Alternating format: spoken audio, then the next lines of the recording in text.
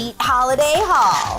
If you're wondering whether that new game you just got is fine fun for the whole family, or maybe just for after the kids go to bed, you're not alone.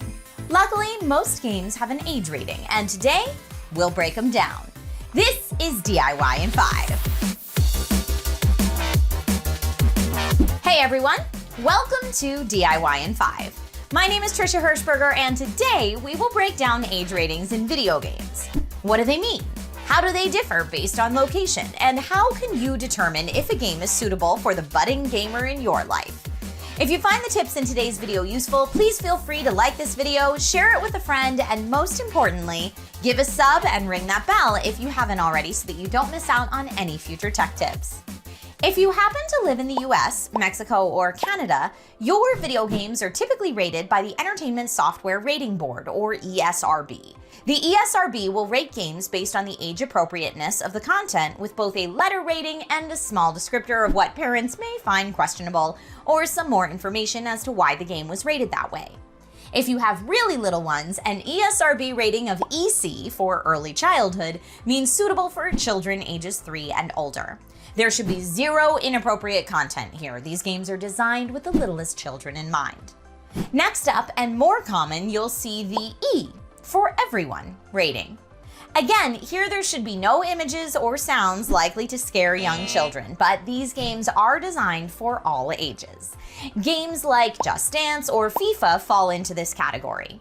The next category is E10+, and is used for games suggested for ages 10 and up only. These games may contain mild violence, mildly suggestive content, and/or there may be scenes that some children find frightening. Think Minecraft Dungeons or Plants vs. Zombies. As gamers get a bit older, you may find yourself looking at games rated T for teen, which the ESRB classifies as ages 13 or above.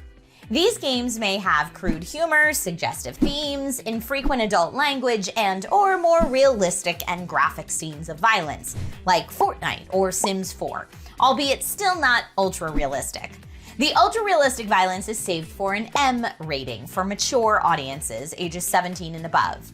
In addition to lifelike depictions of violence with blood and gore, an M-rated game could have adult language, tobacco or alcohol or drug use, and sexual content. But again, still with a focus on realistic portrayal, think GTA 5 or Fallout 4. The most adult rating for the ESRB is AO for adults only, and this is depicted as suitable for adults ages 18 and above. This classification is reserved for games that have extreme or prolonged scenes of intense violence, often with motivationless killing, games that glamorize the use of drugs or gambling, and these games may involve graphic sexual content as well. There are not many AO-rated games out there, but games like Manhunt 2, certain Leisure Suit Larry installments, and GTA San Andreas have received this rating. The final rating, yes, there is one more, is RP, and this just means rating pending. You'll sometimes see it in marketing material for up-and-coming titles, but this should be replaced with the full rating once it's been determined.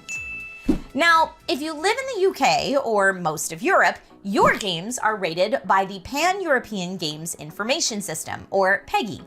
PEGI's rating system is numeric and will be written as PEGI followed by the number of the rating, aka the minimum age of the intended audience. PEGI 3 is the lowest rating for games that are suitable for everyone with no use of sounds or imagery that would scare young children. After that, you'll see PEGI 7, suitable for ages 7 and above. PEGI 7 games may contain mild forms of non-realistic or cartoon violence or some scenes that small children may find frightening, like Plants vs. Zombies. The next rating is PEGI 12 for ages 12 and over, potentially containing more realistic forms of violence or mild sexual situations like The Sims or Fortnite. Now, when you get into the teenage year ratings, you've got PEGI 16 for games with realistic depictions of violence, adult language, drug, alcohol, and tobacco use, and sexual content. And then you've got PEGI 18 for games deemed to have extreme levels of violence, motiveless killing, glamorization of drugs, gambling, sexual activity, etc. In fact, if a game teaches you how to gamble in a realistic way, that alone is enough for a PEGI 18 rating. Games like WWE 2K22 are rated PEGI 16, while GTA, the trilogy, and Elder Scrolls V are both rated PEGI 18. PEGI ratings will also normally show some descriptor as to the adult content contained within the game which led to the rating. Now, it's important to note that these age ratings only deal with the age appropriateness of the content and not the difficulty of the game. For example, Ori and the Blind Forest is a beautiful game, but very challenging, and it's rated E for everyone. Maybe best for determining whether a game is appropriate to watch while older siblings or parents play? Ultimately, it's a personal decision what is right for a child, and every kid's different, but having a rating system in place to help inform those decisions is most welcome to many who choose to use it.